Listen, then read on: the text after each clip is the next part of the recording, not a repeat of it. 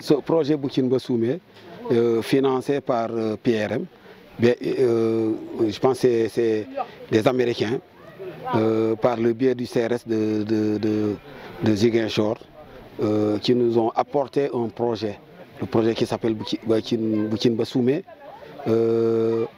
s'attelle autour de la couverture de nouvelles maisons et de changement de tôle.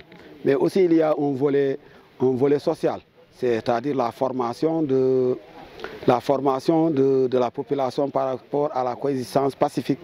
Vous êtes en savoir que nous sommes dans une zone de conflit où les gens sont stressés, traumatisés.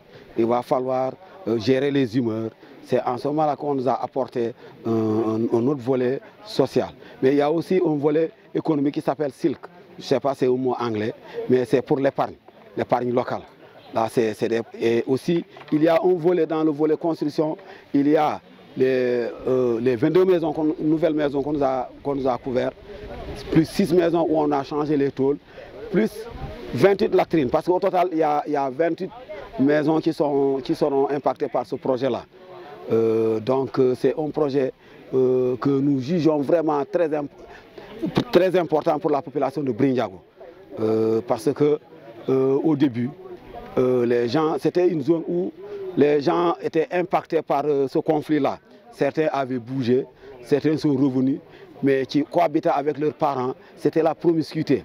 Quand nous avons eu ce projet, ça nous a permis de décongestionner un peu nos maisons, c'est-à-dire pour les gens qui nous venaient, qui étaient revenus, de pouvoir avoir leur propre maison.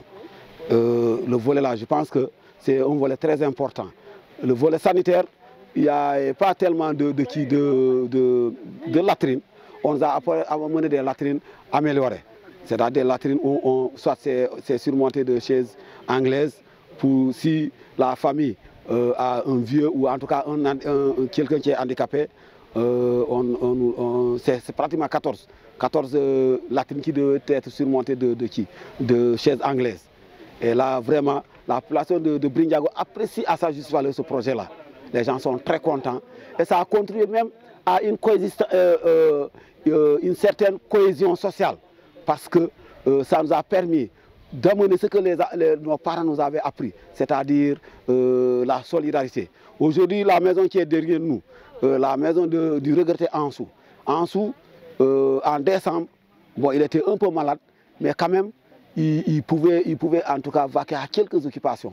Mais malheureusement, ça s'est empiré. Finalement, il n'a pas pu faire convenablement son travail, il était alité. Nous avons jugé nécessaire, par solidarité, de mouler des briques pour lui, d'élever le mur de sa maison. Aujourd'hui, c'est la finalité, nous avons mis les tôles. Tout le village a été réuni aujourd'hui pour mettre le toit. Ça, c'est en guise de solidarité, parce que c'est ça l'Afrique, c'est ça le Sénégal, c'est la solidarité. En milieu Diola, c'est comme ça que les gens agissent. Génération FM.